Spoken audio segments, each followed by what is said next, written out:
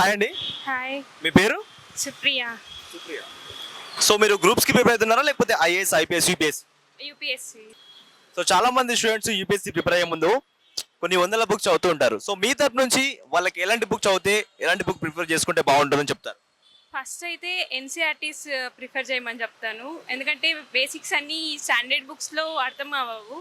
So NCERTs చదవడం వల్ల basics content అనేది మీకు చాలా అర్థం అవుతుంది. దాని తర్వాత మీరు స్టాండర్డ్ బుక్స్ ప్రిపేర్ చేస్తే బెస్ట్ అని ఒపీనియన్. అండ్ ఇంకోటి, ఇప్పుడు మీరు ఇంతకుముందు మీద కాంపిటేటివ్ ఎగ్జామ్ ప్రిపేర్ అవ్వడం జరిగిందా లేకపోతే ఏమైనా ఎగ్జామ్ రాయడం జరిగిందా? లేదు, ఇదే యూపీఎస్సి ఫస్ట్ అటెంప్ట్. ఇంకా ఇప్పుడు ఫస్ట్ అటెంప్ట్లోనే యూపీఎస్సీ ఎగ్జామ్ రాయబోతున్నారు. సో మీ ఎంత వరకు వచ్చింది మీ ఎగ్జామ్?